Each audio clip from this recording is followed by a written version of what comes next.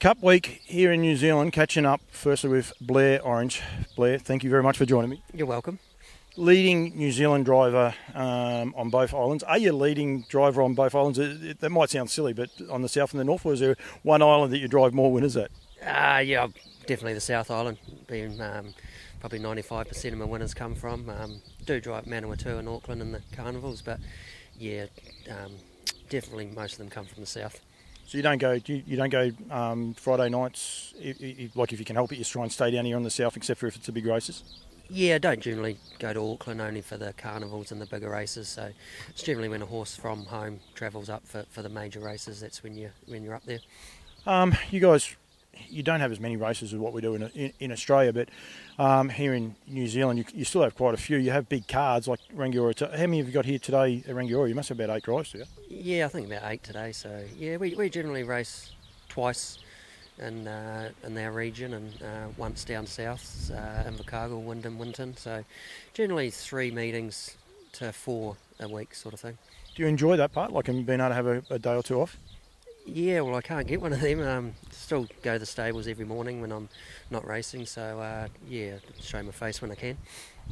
I'm more about like the racing. So some of the guys in Australia, they say it's just a constant going. I mean, one thing about horses, I think that the greatest thing about them is they're such a leveller, as far as in you can be having a bad day and you go and see your favourite horse and he'll give you a cuddle or whatever. They can cheer you up pretty good. It's the day-to-day grind as it does it. Are you a family member? Like, I mean, your surname, you're the only Orange in the industry that I know, but are you from a family background? No, my family had nothing to do with racing, so yeah, I'm the only one. My boy, Harry, he's 15 now. He's working out at the beach for Johnny and Jenna and Robert Dunn, so he looks like he wants to progress into it, which is good. And my daughter, Lily, she's 12, and she's a really good show jumping rider and does the rodeos and whatnot, so she's doing really well in her field too. How did you get into it? Well, through primary school, Mark Jones and I were best mates, and just kicking around with him and his family, obviously pretty famous, the Joneses and the Butts, whatnot. So yeah, just hanging out with him and his side of the family. It's one of the funny things I found. Like everyone, this is going to sound terrible. Everyone's sort of related, if you like, in some way, except for a couple of branches. And I don't think it seems hard to get into the industry, but there's just not as many people with a surname that's not Jones, but or there's one other one and I've just lost it as well. But it doesn't matter. Someone will correct me in a minute. There is 3 family names. It just seems very hard if you don't have one of those surnames to get into the industry. So I think well done to you for that part. Oh, cheers. No, I think it's back in time it was probably it was not easier, but I guess you had family in there that were there to help you to get drives or get into the training side of thing, and obviously the farms and whatnot. But no, there's quite a few now without family history in the game. So yeah, I guess if you're due to work hard and you want something, you can achieve it. So yeah, I think times have changed a little bit from not needing a family. You said there before about rocking up the stables. I know you don't train. Well, I don't think you train in your name. Who do you help out? Ken Barron, just in West Melbourne. I was in business partnership with him. Just recently we sold up and sold the farm, and I sold out of the business. So I just concentrate more on my driving and chill out a little bit. Do you like that side of it? Yeah, I do. I quite enjoy the training side. I sort of was slowly sort of thinking about taming the driving down a bit and concentrate on the training, but I sort of chose not to. So yeah, I've moved away from the training a little bit and just concentrate on the driving for now. It's nearly a sport, like it's getting that professional now, both sides of the ditch, doesn't matter. You have to be professional. You have to know the horses inside out and back to front, and with a lot of young people coming into the sport now, how they drive and that as well. Like it is, you've got to be a lot more switched on, don't you? Well, you do for sure. Obviously the horse is getting faster, and you need to keep up with the younger ones because your reactions and whatnot. So yeah, it's probably a fair call. You enjoy them pushing you along? Yeah, it's competition's good and it's what you need. So yeah, it is good.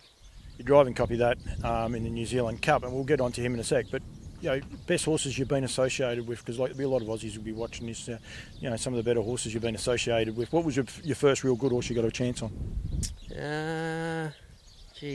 rack the memory a bit. I was lucky enough, when I went and worked for Mark Purdon when I was younger, and drove a lot of nice horses for him. A lot of the top quality ones, Adore Me, I Can Do's It, and Auckland Reactor. So the list goes on and on. Obviously, with the champions that Mark's had through his barn, and I was lucky enough to win races on most of them, which was pretty cool. Trotter, pacer, do you have a favourite? You're going to play the political game in a way. You're not going to say one was a favourite but the other, but like trotters and pacers, do you have a favourite that way? Yeah, I love driving the trotters. Nothing better than driving a really nice trotter, and yeah, I've always preferred a trotter over a pacer. Copy that. Ray Green, I've had a good association with Merv Butterworth over the years, and I've done a few things with Ray. It'll be a really, really good story because, Ray's, he's a wily old character of the industry, and he's done a terrific job. I think he's running the Victoria Cup, especially with the lead up to it and all this innuendo and that about whether he had a bleed or he didn't. The way it works in Victoria is very different. They scope all horses no matter what. There's no scopes at most tracks anywhere there is. But I just thought his run in the Victoria Cup was just terrific. It was the fastest last quarter out of that. I know he was on the fence. You must have been very, very buoyed when you saw that run after probably some of the other runs he was putting in over in Australia. Yeah, for sure. Even the 91, just watching it, you sort of thought he was entitled to win a bit easier than what he did. And then obviously they found the bleed after the next start, which in policing is probably a good thing. So they knew what they were up for and how to treat him and what to do. And as you say, his run in the Vic Cup was very good. He just got held up by the leader there, being the trailer.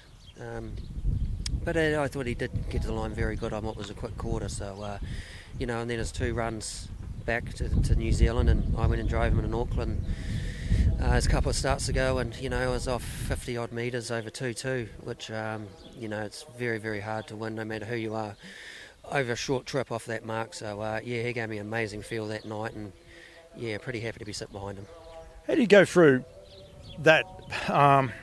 One, getting horses away from a stand is an art in itself. But you're spotting, like you said, 50 metres, over 2,200. If you get one off the front that can jump, can be 10, 15 metres ahead of the rest. You could have been spotting some of those horses nearly 100 metres in 3 strides if you weren't. What goes through your mind as a driver, knowing that his main assault was next Tuesday? Yeah, look, going into the race, if you thought he'd running home, run third or fourth, you'd be wrapped, because as we've touched on, it's so hard off a mark over a sprint trip. But he began that fast and got in front of Hot and Treacherous, and they didn't really go overly quick in front, which helped us get into the pack pretty comfortable without taxing him too much. So it just worked out great. Obviously it wasn't his grand final that day, so he wasn't there to be barbecued or anything, but as I say, the race just panned out perfect. As a driver, as a trainer, because you just said there before you train, but then when you drove him, did you drive him, I say this to people, as a trainer where you're saying, rightio, our grand final's the second Tuesday in November, or you say, rightio, well, this, as part of their training, you've got to learn to step, run, you've got to tack on, and in all reality, you need to beat these horses to warrant your spot in the New Zealand Cup?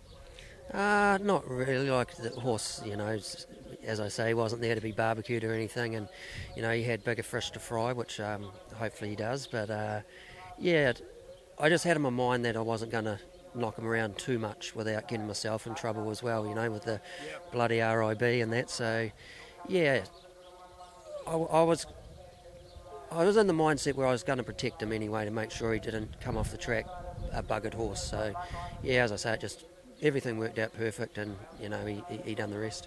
It's pretty much worked out perfect for him, especially since he's got back to New Zealand. He's had 2 good runs.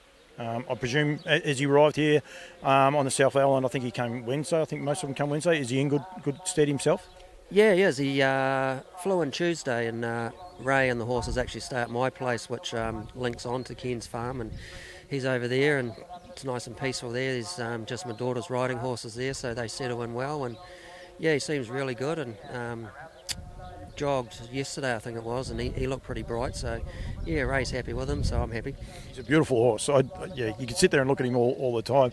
That Tuesday, how do you see, how do you see the race? I don't want you to give tactics or anything else like that, but how do you see the race? To me, there's so many horses that are so evenly spread.